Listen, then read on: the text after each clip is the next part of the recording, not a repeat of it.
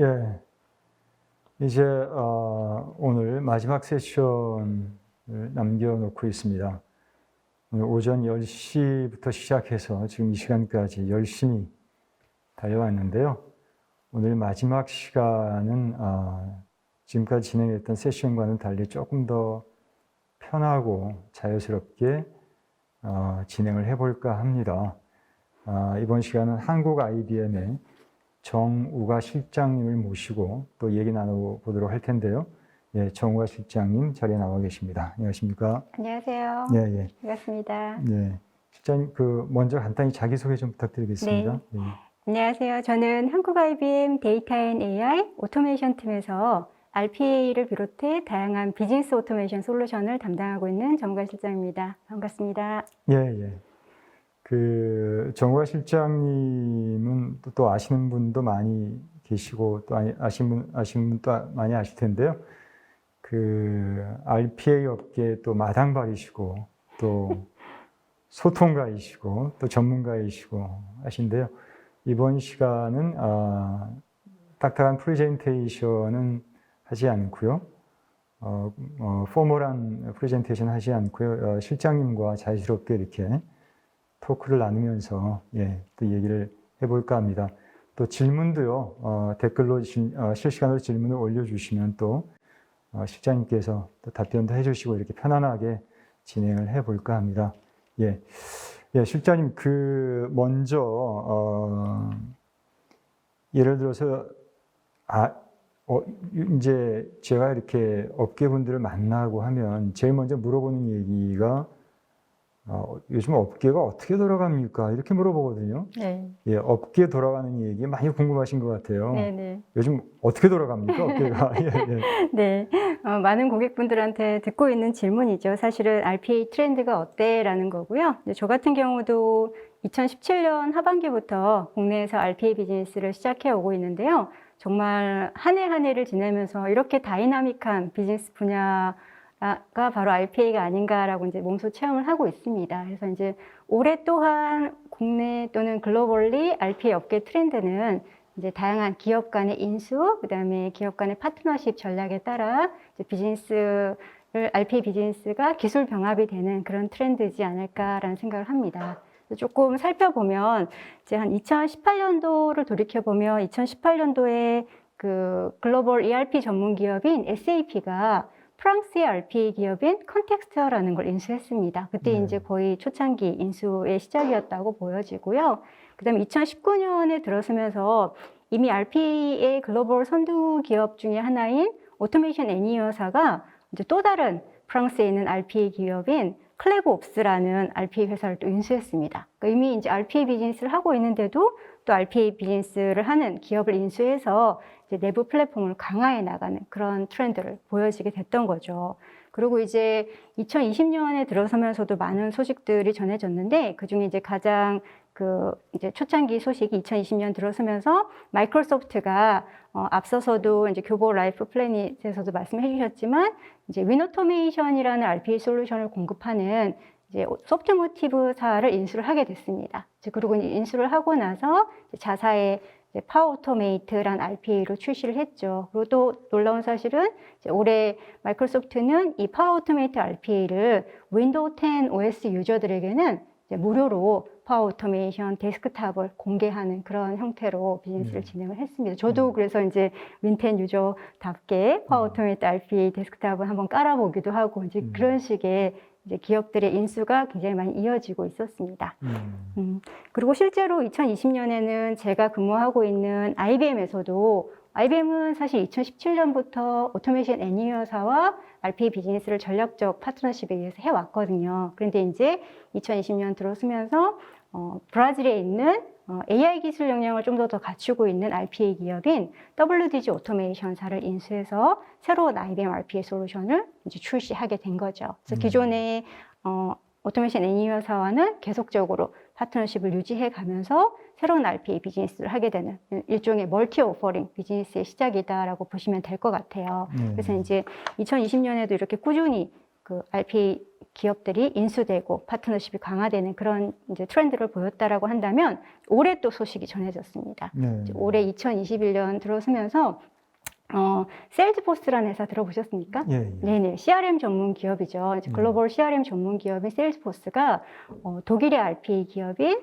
서비스트레이스를 인수를 하게 됐습니다. 예. 그리고 이제 IT 서비스 매니지먼트, 저 같은 경우도 IBM에서 IT 서비스 매니지먼트 솔루션도 오랫동안 담당을 해왔는데요. 예. IT 서비스 매니지먼트 전문 기업인 서비스나우가 인도의 인텔리봇을 또 인수를 하게 되죠. 그래서 사실 이렇게 보면 ERP, CRM, ITSM 이런 기업들이 계속해서 RPA 기업을 인수하고 파트너십을 유지하는 거는 이제 자사의 비즈니스 플랫폼을 강화하는데 RPA 같은 오토메이션 기술은 이제는 머스트헤브 아이템이 됐다.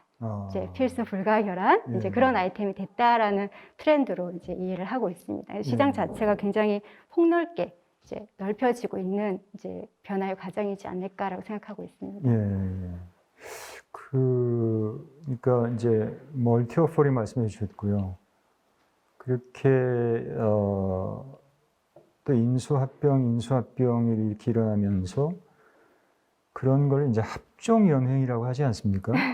예, 합종연횡이 막 일어나고 또 RPA가 어떻게 보면 또 머스트헤브 아이템이 돼서 네. 또 RPA 회사를 또 인수하기도 하고요. 이렇게 되면 시장 자체는 더 커질 것 같은데요. 그렇죠. 이 경쟁 관계는 어떻게 될까요? 네, 좋은 지적입니다. 사실 이제 이런 새로운 형태계가 또 생성이 되는 거죠. 이제 굉장히 저는 새로운 RPA를 인수하는 기업들이 예를 들어서 세일즈포스나 서비스나우나 더 좋은 방향으로 자사의 솔루션을 이제 변화해 나갈 과정이라고 생각이 되고요. 이제 그러면서 이제 시장 자체가 좀 더 커지고 건강한 생태계가 이제 만들어지는 거고요. 그 안에서 이제 새로운 경쟁 모델들이 생겨나게 되는 거죠. 기존에 이제 몇몇 오토메이션 애니어사나 UiPath나 블루프리즘 같은 글로벌 기업이 선도했던 게 벌써 이렇게 2018년부터 가트너나 포레스트 이런 트렌드 보고서들을 보게 되면 위치들도 이렇게 조금씩 바뀌기도 하거든요. 그리고 이제 윈오토메이션 같은 경우도 소프트모티브사가 공급을 했을 때는 이제 그런 글로벌 차트의 조금 밑부분에 있다가 MS가 인수를 함으로써 자사의 비즈니스 플랫폼에 끼워놓고 좀 더 이렇게 높은 포지션으로 이제 올라가기도 하고, 그다음에 이제 IBM 같은 경우도 기존에는 파트너십 비즈니스만 했기 때문에 가트너나 포레스트 차트에는 IBM이라는 이름으로는 존재하지 않았거든요. 근데 이제 IBM이 작년에 WDG 오토메이션을 인수하고 글로벌리 그리고 국내에서도 비즈니스를 이제 잘 진행을 하면서 올해 이제 하반기 가트너 차트의 최초로 IBM이 포지션되는 그런 형태로 이제 새로운 또 변화가 일어나고 있는 거죠. 그 RPA만큼 정말 빠르게 확산되고 자리 잡은 솔루션도 그렇게 많지 않았을 것 같은데요. 그 실장님 어떻게 생각하십니까? 여러 가지 솔루션들을 이제 그동안 경험을 해보셨는데요. 어떻습니까? RPA 같은 경우에. 그렇죠. 저도 이제 올해가 지금 딱 제가 IBM에 입사한 지 10년 차 되는 해인데요. IBM에 입사를 해서 IT 서비스 매니지먼트 솔루션, 때로는 모빌리티 솔루션, 이제 다양한 이제 솔루션들을 담당을 하고 지금은 이제 비즈니스 오토메이션에 관련된 이제 OCR이라든지 RPA, 프로세스 마이닝, 그다음 워크플로우 같은 솔루션들을 담당을 하는데 지금처럼 정말 하루가 이렇게 다르게 급변하는 이런 솔루션을 담당해 본 적은 없는 것 같아요. 그만큼 정말 많은 기업들, 고객들 입장에서도 이제 그런 측면에서 돌이켜보면은 더 많은 걸 빨리 학습해야 되고 내가 어떤 솔루션이 나한테 적합하고 맞는지를 이제 변별력을 가질 수 있는 눈을 키우려면 정말 더 많은 이제 그 이해력을 높여가야 되지 않을까라는 생각을 합니다. 사실 오늘 이 세션을 듣고 계시는 모든 청취자분들은 이제 RPA의 새로운 소식, 또 업계의 소식, 그 다음에 구축한 업체의 소식, 실제로 고객의 소식 이런 것들을 관심을 가지고 이제 이렇게 살펴보고 있는 기업들이 아닐까라고 생각을 합니다. 그리고 한 가지 더 이제 오토메이션 영역에서 앞서 제가 오늘 오전부터 쭉 이제 세션을 듣다 보니까 하이퍼 오토메이션이라는 용어가 나왔어요. 하이퍼 오토메이션이 도대체 뭘까 질의를 주신 분들이 있으시더라고요. 그래서 그 부분에 대해서 좀 더 이제 짚고 넘어가 보도록 하겠습니다. 좋죠. 사실 하이퍼 오토메이션 한글로 하면 뭡니까? 초자동화죠. 그렇죠. 네, 초자동화인데 사실 하이퍼 오토메이션이라고 하는 거는 정말 가능한 한 많은 비즈니스하고 IT 프로세스를 보다 신속하게 판별하고 조사하고 자동화하기 위한 비즈니스 기반의 접근법입니다. 그래서 사실은 이제 가트너가 2020년에 전략 IT 트렌드라고 하는 매년 그 10대 또는 9개 정도의 그의 유행 또는 그의 포커스할 IT 전략 기술들을 이제 발표를 하는데요. 2020년에 처음으로 그 보고서에 하이퍼 오토메이션 단어가 나왔습니다. 그리고 불과 며칠 전에 2022년 IT 전략 기술 트렌드 보고서도 보고가 됐어요. 거기에 또 한 번 하이퍼 오토메이션이 포함이 됐습니다. 그만큼 이제 하이퍼 오토메이션이라고 하는 거는 이제 기업의 모든 비즈니스와 IT 프로세스를 굉장히 빠르게 판별하고 자동화해서 비즈니스적으로 활용하자라는 겁니다. 그래서 여기서 제가 이제 한 가지 팁을 드리고 싶은 거는 실제로 가트너 연구에 따르면 이렇게 하이퍼 오토메이션을 기업이 실현하고 있는 팀들은 크게 세 가지 측면에서 핵심 우선순위에 초점을 맞추고 있다고 해요. 그러니까 우리가 하이퍼 오토메이션을 하고 싶으면 우리의 목표가 뭐냐라고 했을 때 뭐에 관심을 두고 하이퍼 오토메이션이라는 이 여정으로 가야 되지라는 걸 할 때 그 세 가지가 첫 번째는 업무에 대한 품질을 향상하고 싶다. 이거인 거고요. 이제 두 번째는 비즈니스 프로세스의 속도, 스피드를 향상시키고 싶은 거고 또 하나 이제 마지막으로 요즘 또 대두가 되고 있는 의사결정에 대한 민첩성. 그러니까 의사결정도 예전에는 사람이, 임원이 여러 가지 담당 부서 담당자들이 했다고 한다면 이제는 좀 더 자동화된 기술, AI 기술을 가지고 의사결정도 좀 더 민첩성을 확보할 수 있는 이 세 가지 요소. 다시 정리를 하자면 업무에 대한 품질 향상, 비즈니스 프로세스에 대한 속도 향상, 의사결정에 대한 민첩성을 이제 세 가지의 핵심 요소로 바라보고 있더라라는 것들을 이제 언급을 하고 있습니다. 그래서 이제 오늘 하이퍼 오토메이션이 뭔지, 우리 기업은 어떻게 해야 될지를 생각하는 기업들은 우리 기업이 가고자 하는 사실은 큰 목표가 뭔지, 그죠? 그거에 관련된 세부적인 실행 방안이 뭔지에 따라서 나한테 적합한 RPA 솔루션도 찾을 수 있을 것 같아요. 아무래도 이제 질의들을 제가 쭉 살펴보니까 각자 이제 그 업체들이 소개를 할 때 당신의 회사의 차별화된 장점은 무엇입니까? 이렇게 묻잖아요. 사실 고객 입장에서는 내가 하고자 하는 목표에 따라서 나한테 적합한 이런 솔루션들을 찾으려면 각자가 가지고 있는 그 장점이 뭔지를 잘 살펴봐야 되는 시점이 오지 않았나 생각합니다. 그런 관점에서 봤을 때 예를 들어서 하이퍼 오토메이션 실현을 하고자 하는 그 한 영역에 포함되는 부분이라고 볼 수가 있을 텐데요. 그 프로세스 마이닝 있지 않습니까? 그렇죠. 네. 요즘 프로세스 마이닝 쪽은 어떻습니까? 네, 좋은 질문이신데요. 사실은 하이퍼 오토메이션이라는 차트를 놓고 봤을 때 RPA는 그 중에 한 컴포넌트죠. 그 주변 머리에 있는 것들 중에 대표적인 게 이제 프로세스 마이닝 분야라든지 그다음에 머신러닝 같은 영역들 또는 UX, UI 같은 영역들, 어널리틱스 이런 영역들을 이제 터치를 하고 있는데요. 실제로 이 업계에서도 RPA 기업의 프로세스 마이닝 인수가 두드러지고 있습니다. 사실 이제 대표적으로 UiPath 같은 경우는 몇 년 전에 프로세스 골드라는 회사를 인수해서 UiPath 프로세스 마이닝 비즈니스를 시작을 했죠. 그리고 이제 오늘 세션에 참석하신 삼성 SDS 같은 경우도 이제 프로세스를 디스커버리 할 수 있는 일종의 이제 타스크 마이닝, 프로세스 마이닝은 또 크게 두 가지로 프로세스 마이닝과 타스크 마이닝 두 가지로 나눠지는데요. 이제 기업의 그 타스크 중에 자동화할 영역들을 현업의 업무에서 이제 레코딩을 해서 확인해내는 그런 기술들을 타스크 마이닝이라고 하는데요. SDS 같은 경우는 그런 것들도 RPA 솔루션의 후속 버전으로 계속 출시를 해놓고 있죠. 그리고 이제 IBM 같은 경우도 이제 또 하나 작년에 이탈리아에 있는 마이 인베이노라고 하는 회사를 인수했습니다. 그래서 인베이노가 이탈리아 라틴어로 디스커버, 찾다란 뜻이래요. 그래서 이제 마이 인베이노라는 회사를 인수를 해서 IBM이 이제 IBM 프로세스 마이닝이라는 솔루션을 올해 또 출시를 해가지고 저희도 이제 비즈니스를 시작을 했습니다. 사실은 이 프로세스 마이닝 자체가 기존에는 우리가 PI 컨설팅이나 이제 여러 전문 컨설팅 업체들을 통해서 우리가 투비로 가져갈 만한 프로세스들을 찾고 자동화할 만한 요건을 찾아왔다고 한다면 프로세스 마이닝 같은 경우는 굉장히 데이터 기반의 드리븐입니다. 그래서 이제 기업의 데이터 중심의 프로세스를 이런 프로세스 마이닝 도구 안에 탑재를 하게 되면 현재 프로세스가 어떻게 흘러가는지 그리고 어떤 프로세스 간의 리드 타임이 얼마인지 어떤 프로세스에 지금 병목 현상이 일어나고 있는지 이런 것들을 굉장히 이제 팬시하게 보여주는 그런 형태라고 보시면 될 거기 때문에 프로세스 마이닝의 이제 기업들이 RPA 기업들이 이런 비즈니스에 계속 눈을 돌리고 있다라고 보면 될 것 같고요. 그래서 이제 비즈니스 자동화 플랫폼을 갖춰가는 기업들은 이렇게 자신들의 자사 그 플랫폼 안에 이런 ITSM뿐만 아니라 RPA, 프로세스 마이닝, 그다음에 이제 다양한 영역들까지도 이제 계속 접목해 가려고 하는 그런 트렌드를 볼 수 있을 것 같아요. 예. 알겠습니다. 자, 그러면은, 그 업계에 돌아가는 상황을 진짜 다다다다다 이렇게 말씀을 해주셨어요. 예. 한 번에 쫙 정리가 좀 되는 것 같습니다. 예. 그러면 실장님, 그 국내 RPA 비즈니스 현황에 대해서도 한번 좀 말씀을 나눠볼까요? 네, 알겠습니다. 예. 선생님 혹시 N차 신상이라는 용어 들어보셨나요? N차 신상. N차 신상이요? 네네.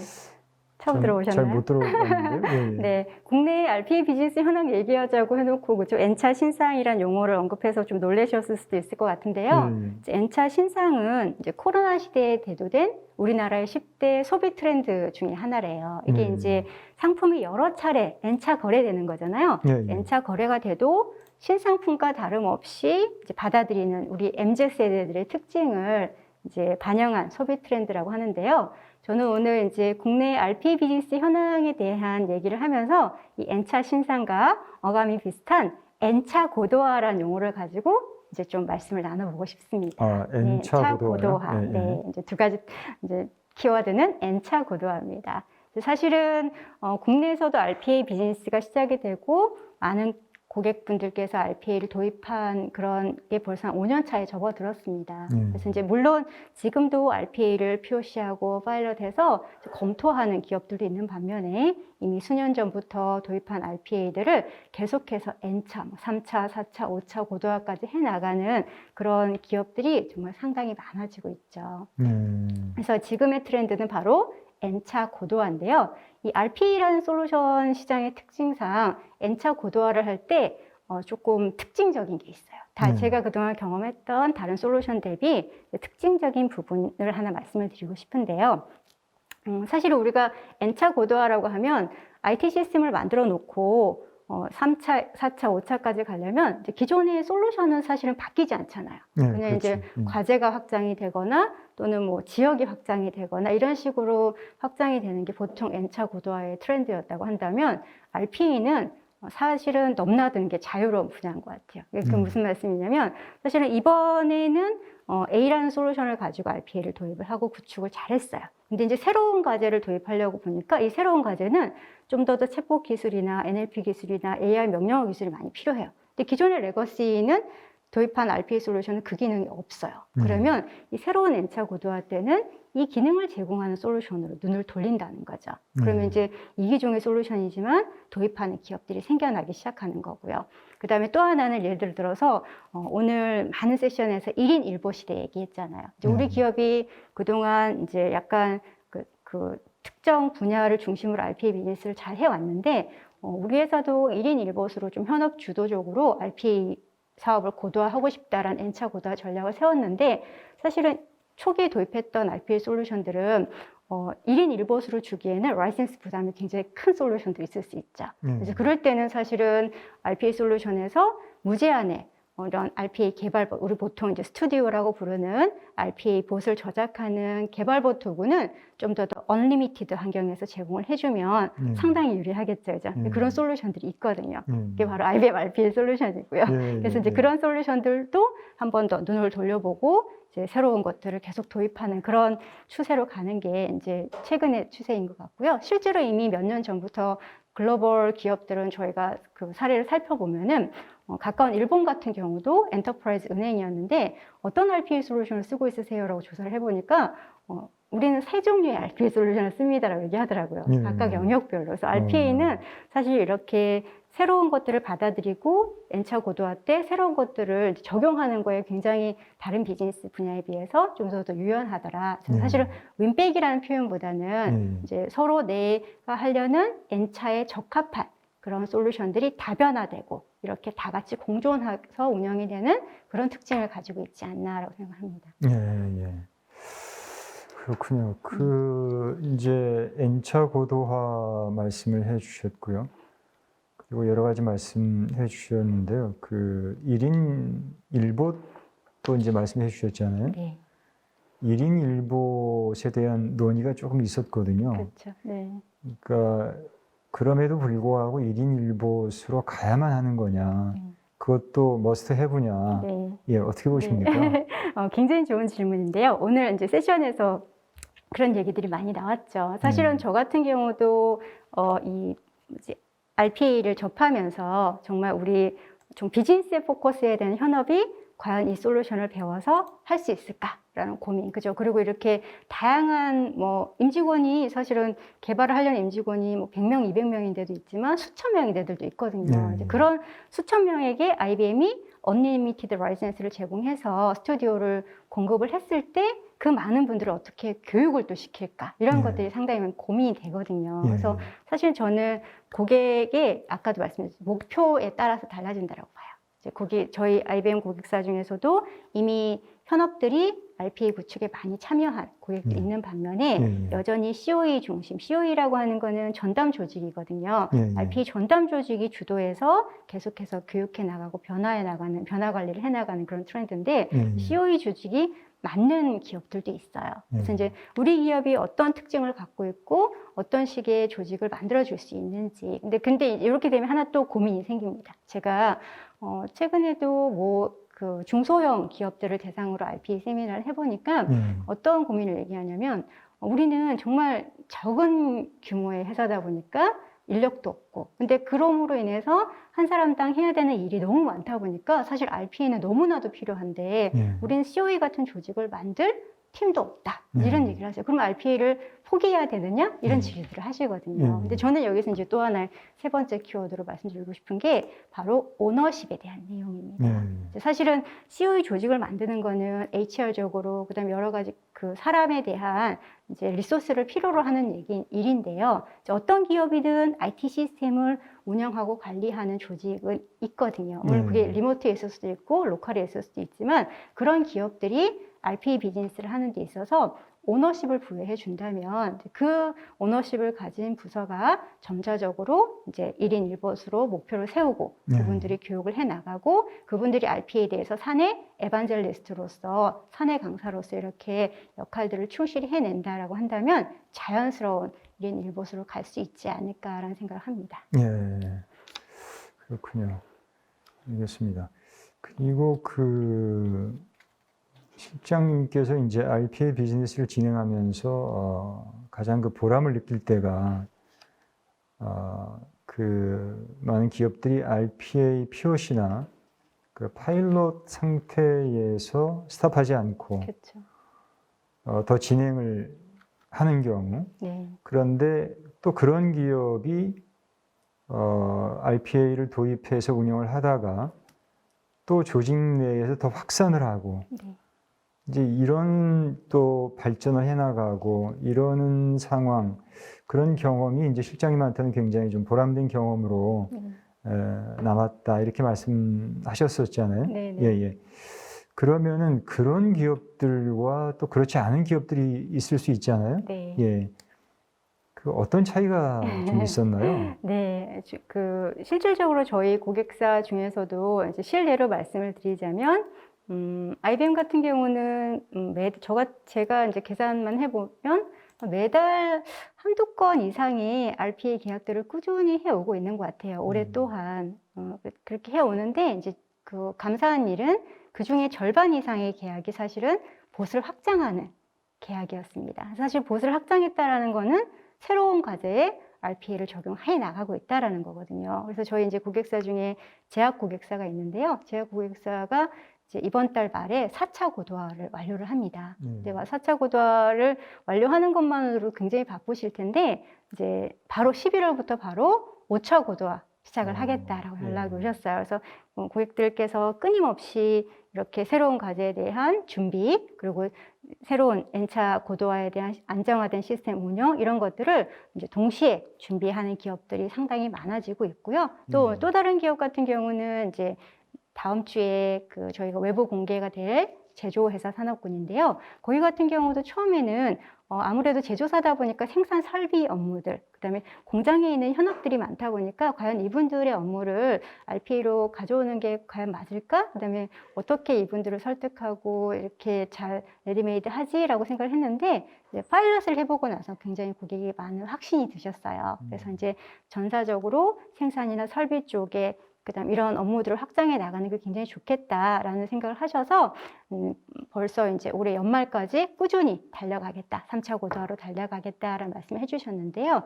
이 회사는 좀 제가 여러분들한테도 이제 공유해드리고 싶은 유스케이스가 하나가 있는데, 이 제조회사는 모든 기획팀이 마찬가지일 것 같은데 그 전략기획팀이 지금 저희 코로나 시대잖아요. 예. 그래서 이제 코로나 현황을 어디 그 사이트에 가서 데이터를 조사해서 코로나 데일리 집계 현황을 만들어서 임원분께 보고를 하는 일을 하셨어요. 근데 이게 코로나다 보니까 코로나는 주말에도 안 사라지잖아요. 이분은 업무가 주말에도 해야 되는 업무로 늘어난 거예요. 토요일도 보고해야 되고 일요일도 보고해야 되고 월요일도 보고해야 되고. 그래서 사실은 저희가 그런 업무를 RPA로 전환하는 거 어떠시냐라고 해서 이 회사는 이제 기획팀의 업무 중에 하나였는데 코로나의 일일 현황 데이터 조사하는 업무를 RPA로 전가시킴으로써 상당히 좋은 긍정의 모멘텀들을 가져왔고 이제 연말까지도 계속해서 확장해 나가겠다라는 그런 좋은 기회들을 갖추고 있습니다. 근데 제가 볼 때 내부적으로 여러 가지 어려움을 겪는 기업들도 있거든요. 이제 그렇죠. 파일럿은 잘 했는데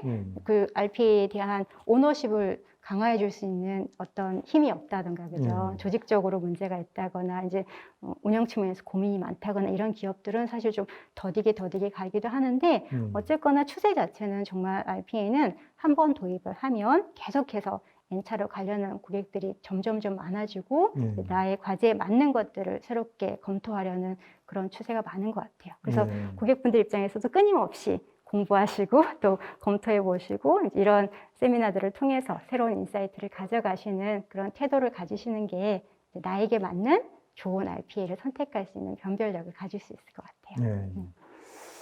그렇군요. 이제 그렇게 되면은 또 제가 이제 한 가지 여쭤보고 싶은 게 있습니다. 결국은 이제 지표 관리를 해야 되잖아요. 예, 그러면은 KPI 문제가 나오지 않습니까? 맞습니다. 그래서 물론 이제 양적인 지표가 있고 질적인 지표도 있겠지만 결국은 KPI가 뭐냐에 따라서 실제 실행 부서에는 액션이 또 달라질 수밖에 없잖아요. 그렇죠. 지표를 또 좋게 해야 되니까요. 예. 그랬을 때 이제 경영층과 실무 간에 또 어떤 가치관의 차이도 있을 수 있고요. 어떻게 보십니까? 오늘 제가 질의를 이렇게 쭉 살펴보면서 정말 성과에 대한 질문, ROI에 대한 질문들 참 많이 올라오시더라고요. 그리고 이제 내부적으로 RPA를 국내에 도입을 하면서 실제 이런 고민을 하고 있는 COE 조직도 상당히 많아 보였습니다. 사실 이제 많은 질의를 주는 내용 중에 하나가 RPA, ROI가 정말 그 업무 시간 절감이냐, 그죠? 당연히 업무 시간 절감도 좋은 KPI 중에 하나긴 해요. 사람이 수작업으로 했던 일이, 사실 아까 코로나 일일 현황 조사 같은 경우는 사람이 했던 일이 전자동화된 거잖아요. 이제는 사람이 필요 없는 본만 하는 일일 경우에는 명백하게 ROI가 나타나기도 하죠. 그리고 아까 어떤 질의 중에 하나는 현업이 현재 에지에지 대비 시간 대비 투비를 얘기했는데 실제로 RPA가 적용되고 나서 현업이 느끼는 그 향상도는 체감도가 낮더라, 이런 얘기도 해주셨어요. 실제로 그럴 수 있죠. 왜냐면 현업 입장에서는 RPA한테 기대하는 바가 더 컸거든요. 근데 그런 기업들은 조금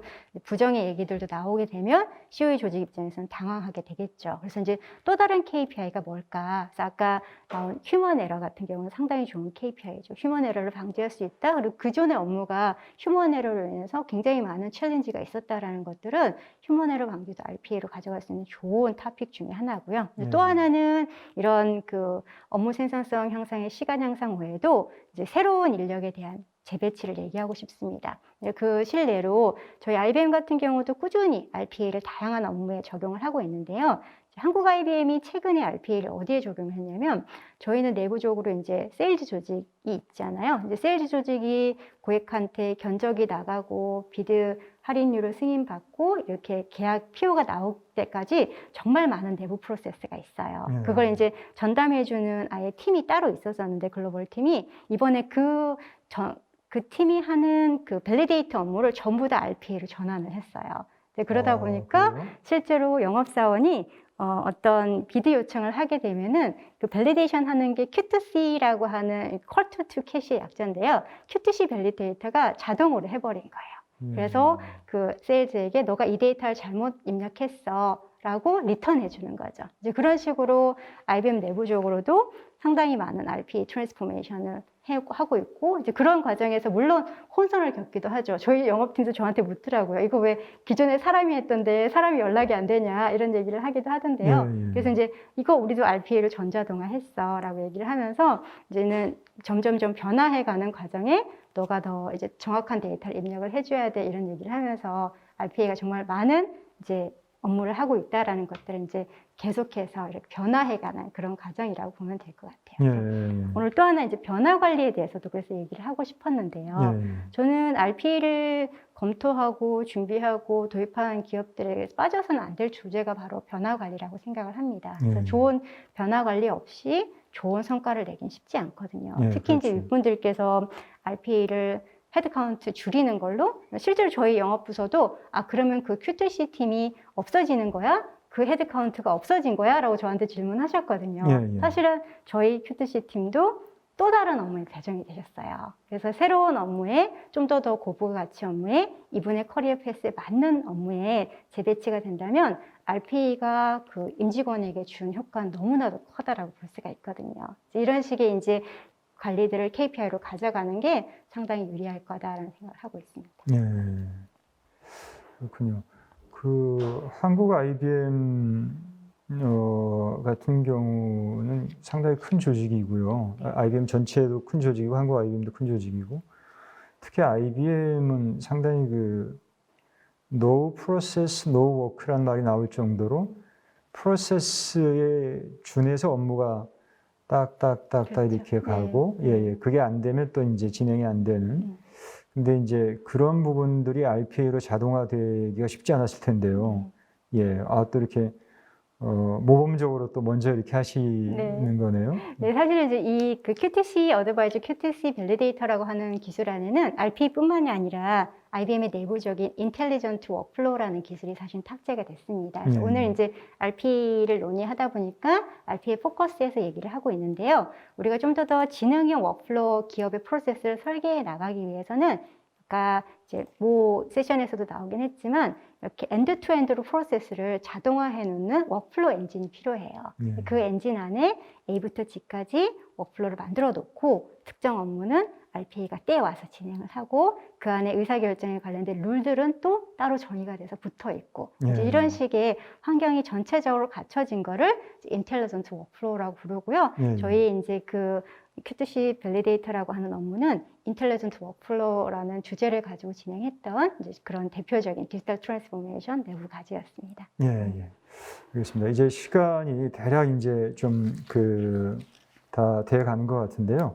지금까지 이제 실장님께서 상당히 스피디하게 업계 돌아가는 얘기서부터 이제 국내 시장과 또 어떻게 보면 또 사례도 말씀해 주시고 변화 관리도 말씀해 주시고 여러 가지 이제 복합적으로 이렇게 말씀을 해 주셨는데요. 시간이 짧네요, 사실. 시간이 조금 더 허용이 되면은 예를 들어서 이제 사례에 대해서도 조금 더 여쭤보고 싶고요. 조금 더 구체적으로 들어가고 싶은데요. 이제 디테일로 좀 들어가 볼까 하니까 이제 시간이 또 네, 걱정하지 마십시오. 저희가 11월에도 이런 세미나에 참여를 할 거거든요. 그때는 좀 더 이제 구체적인 사례를 가지고 이제 더 많은 얘기들을 할 수 있는 시간을 가져가도록 하겠습니다. 그렇습니다. 그리고 이제 혹시 시청자분들께서는 관심이 없는 주제일 수도 있겠는데요. 이 RPA라고 하는 이 문명의 이기의 혜택을 주로 기업들이 현재 가져가고 있지 않습니까? 기업의 소속원들. 그러면은 사실 이 개인들도 있잖아요. 일하는 개인들. 일하는 개인들, 프리랜서라든가 기타 등등. 이분들도 RPA의 혜택을 볼 수 있는 길이 있을까요? 네, 좋은 질문이십니다. 사실은 이제 보통 우리가 그런 분들을 프리랜서, 그다음에 소규모에 있는 SMB 기업에 계신 분들 또는 뭐 유니버시티 같은 그런 특수 분야에 있는 분들도 사실은 RPA를 많이 알고 싶어 하고 도입하고 싶어 하시죠. 그래서 이제 뭐 IBM뿐만 아니라 많은 기업들이 이제 RPA는 이렇게 체험판을 공개를 하기를 합니다. 그래서 체험판도 공개를 하고 그다음에 유니버시티 같은 교육 프로그램도 공개를 하고 저희처럼 이렇게 거의 올해 저 같은 경우는 매달 이렇게 세미나에 참석을 하고 있는데요. 이런 세미나를 통해서 새로운 소식도 접하기도 하고 그런 것들을 활용해 보시는 게 좋을 것 같고요. 이제 한 가지 IBM 같은 경우는 최근에 The Art of Automation이라는 주제로 블로그까지 열었습니다. 그래서 우리가 오토메이션 시장이 계속 열리고 확장이 되다 보니까 각각의 이제 주제들을 가지고 The Art of Automation이라는 블로그도 활용을 하고 있으니까요. 그런 것도 좀 참조해 보시고 이렇게 하시면 좋을 것 같습니다. 예, 예. 그 가사 노동에서 해방을 시켜주는 뭐 예를 들어서 로봇 청소기. 라든가 뭐 네. 예전 얘기겠습니다. 뭐 냉장고라든가 네. 로봇 청소기라든가 세척기라든가처럼 이 RPA도 기업뿐만이 아니라 일반 개인들한테도 좀 널리 이렇게 확장되는 기회가 있으면 좋을 것 같고요. 자, 그러면 이제 마지막 한 가지만 제가 여쭤보고 이제 마무리를 하면 좋을 것 같은데요. 지금까지 실장님께서 이제 많은 프로젝트 하시고 또 필드에 가서 소통도 하시고 이제 하셨을 텐데요.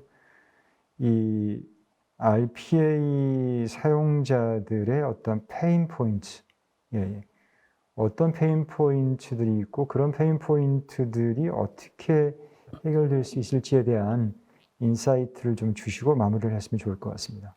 네, 알겠습니다.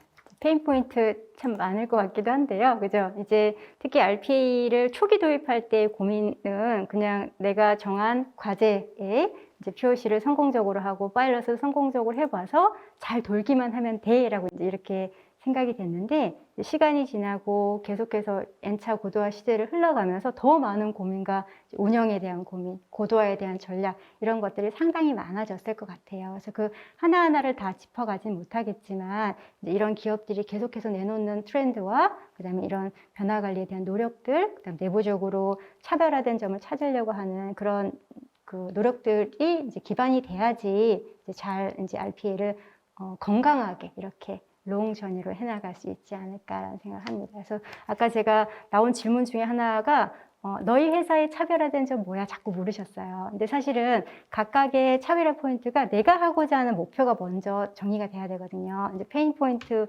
정리하기 전에 우리 회사가 RPA를 통해서 하고자 했던 목표가 뭐였지? 근데 그에 가장 잘 맞는 게 뭐지? 나의 고민을 잘 들어줄 수 있는 게 뭐 이런 외부 업체의 디스커버리 워크숍이 될 수도 있을 거고, 그냥 컨설턴트의 이런 방문도 될 수 있을 거고, 아까 그런 그 이제 컨설팅 해주러 가는 기업들도 있잖아요. 이제 그런 식으로 이제 얘기를 들어보는 것도 있을 수 있을 건데 가장 중요한 건 우리 기업이 하고자 하는 목표와 방향을 세워라라는 것들을 이제 제가 말씀드리고 싶습니다. 네, 알겠습니다. 이렇게 해서 이제 아쉬운 시간이 다 됐습니다. 아까도 말씀드렸지만 이제 본격적으로 이제 좀 더 들어가 볼까 하는데 시간이 이제 마감이 됐는데요. 다 됐는데요. 이렇게 좀 자유스럽게 실장님하고 여러 가지 RPA에 대한 전반적인 사항들, 또 고객의 목소리, 또 실장님의 경험, 또 인사이트에 대해서 얘기할 수 있는 기회가 더 있었으면 좋겠습니다. 네. 언제든지 불러주세요. 그래서 오늘 수고하셨습니다. 네, 감사합니다. 고맙습니다.